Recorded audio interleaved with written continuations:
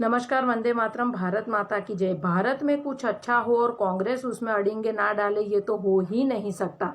क्योंकि इस देश की सबसे बड़ी देशद्रोही पार्टी अगर कोई है तो वो है कांग्रेस पार्टी।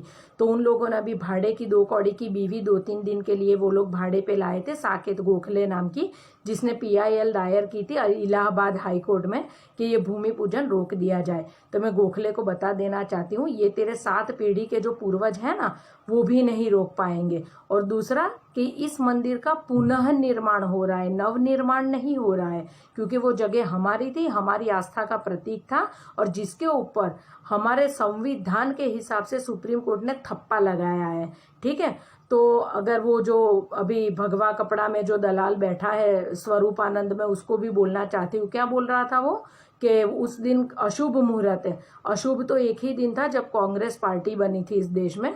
वो दिन सबसे काला दिन और अशुभ दिन माना जाएगा। और जिस दिन तुम जैसे दल्ले भगवा पहनकर हमारे धर्म को बदनाम करने के लिए पैदा हुए ना, वैसे दिन होते हैं अशुभ स्वरूपानंद। तो तुम्हें उस दिन की चिंता करने की जरूरत नहीं है। तुम दिग्विजय के तलवे चाटो और दिग्विजय तुम्हारा इटली वाली अम्मा के तलवे चाटेंगे। तुम लोगों का और कोई काम नहीं है। ठीक है, पैसे फेंके तो तुम तो वो कुत्ते हो जो चवन्नी लेकर बाजू वाले को बाप बोल दो। तो तुम लोगों का कोई इतना इंपॉर्टेंस है नहीं। तो तुम लोग अपनी जगह पर अपनी अलग ही राजनीति चलाओ।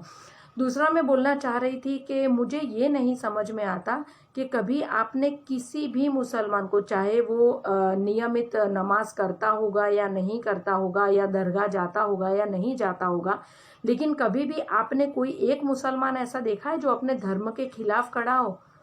हमारे हिंदू ही इतने नीच है। हाँ, मैं ये शब्द बोल रही हूँ जो मुझे शायद नहीं बोलना चाहिए। हमारे हिंदू इतने नीच है जो कांग्रेस के सपोर्टर है कि वो इन लोगों के इशारे पर हमारे देश में हमारे धर्म का वो लोग अपोज करते हैं, उसके विरोध में खड़े रहते हैं इन 2 कौड़ी के लोगों के चलते। तो मैं उन लोगों को बता दूं कि इन लोगों का तो कुछ नहीं जाएगा। कल को उठ के इनको यहाँ से लात पड़ी ना तो इटली की उनकी अभी भी नागरिकता चालू ही है, तो ये लोग तो यहाँ से चले जाएंगे। लेकिन तुम्हारी अगर तैयारी हो ना, तुम्हारी बीवियां और बेटियों को बुरखे में अब्दुल से शादियां करवाने की, तो अपने धर्म के खिलाफ तुम लोग जाना। क्योंकि आज अगर हिंदू एक हुआ है, उसका परिणाम तुम लोग देख रहे हो। अगर तुम्हें खुद अपनी बर्बादियां करनी है तो तुम कांग्रेस के हिसाब से चलो। पूरी कांग्रेस पार्टी का सिर्फ एक ही मोटिव है, इस देश में जातिवाद फैलाओ, इस देश में दंगे फैलाओ, इस देश की बर्बादियां देखो। इसके अलावा उनको कोई काम नहीं है। तो मैं हिंदू हो, जो हिंदू होकर भी कांग्रेस के सपोर्टर है, हाँ, लोगों की विचार अलग हो सकते हैं। तुम्हें मोदी से तकलीफ है, हो सकती है। तुम्हें सोनिया गांधी की गोरी चमड़ी अच्छी लगती है, हो सकती है। तुम्हें दिमाग बगैर का वो गधा अच्छा लगता है, हो सकता है। लेकिन तुम हमारे धर्म के खिलाफ जाओगे? मतलब वो लोग अगर तुमको, मतलब तुम क्या हो? तुम एक नॉर्मल कार्यकर्ता हो जिसकी कोई वैल्यू नहीं है, चप्पल के बराबर भी तुम नहीं हो इन लोगों के। मैं तुम लोगों को बता दूं, अदिति सिंह, सिंधिया, सचिन पायलट जो हाल में आपने देखा, इन लोगों को इतने सालों से रहे हुए पार्टी के कार्यकर्ताओं की पड़ी नहीं है। क्यों? क्योंकि वो लोग देश हित के बारे में अगर बात करें तो वो इन लोगों को हरगिज मंजूर नहीं है। तो साले तुम लोगों ने अपना ईमान धर्म बेच दिया है क्या, कि हम लोग अगर कुछ भी हो जाए हम हमारे देश के खिलाफ भी जाएंगे? मतलब तुम किस हद तक गिर चुके हो कांग्रेसी हो, ये तुम्हें पता है? इन लोगों का तो कुछ भी नहीं है। मतलब देखो, एक कबाड़ी से शादी करके आज रॉबर्ट वाड्रा कहाँ पर बैठा है, जो भिखारी अपनी बीवी के लिए घर नहीं खरीद सका और सरकारी जमाई बन के बैठ गया था भिखमंगे को, अभी लात पड़ी तब जाकर निकलेगा। तुम लोगों को क्या मिल रहा है? तुम रहते हो इतने बड़े घरों में, तुम रहते हो इतनी अय्याशियां करके, तुम्हारे बच्चे क्या मनाते हैं हेलीकॉप्टर और फ्लाइट में अपना बर्थडे? तो तुम किस हिसाब से इतने गुलाम बने पड़े हो कि उनके कहने पर राम मंदिर का विरोध कर रहे हो? मतलब तुम्हारे लिए तो सच में जिंदा रहना ही तुम्हारे लिए धरती पर बोझ हो कांग्रेसी हो तुम लोग, अगर तुम लोग हमारे धर्म के खिलाफ जाते हो। तो मैं ये बोलूंगी कि हिंदू से अच्छा तो मुसलमान है। एटलीस्ट अपने धर्म के खिलाफ वो कभी नहीं जाता है। पार्टी चाहे कोई भी होगी, अपने धर्म के खिलाफ नहीं जाएगा।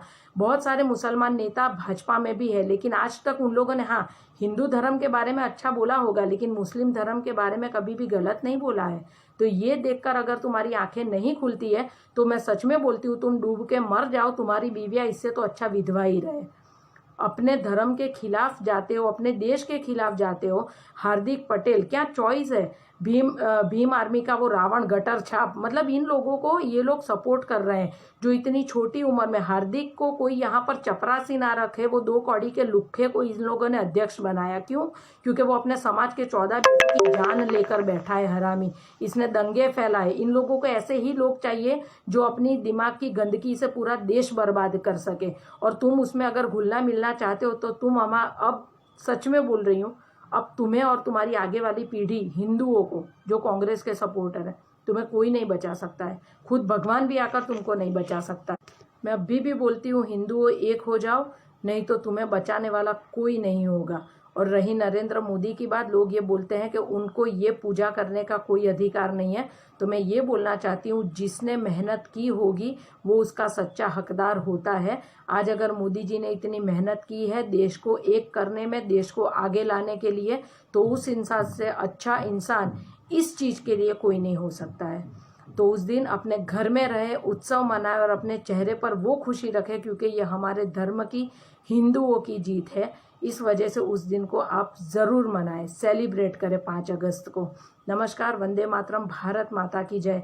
और हाँ, मेरा भारत महान है और महान रहेगा हमेशा के लिए। तो इसको तोड़ने वालों की टांगे तोड़ दी जाएगी, ये आप मत भूलना। भारत माता की जय।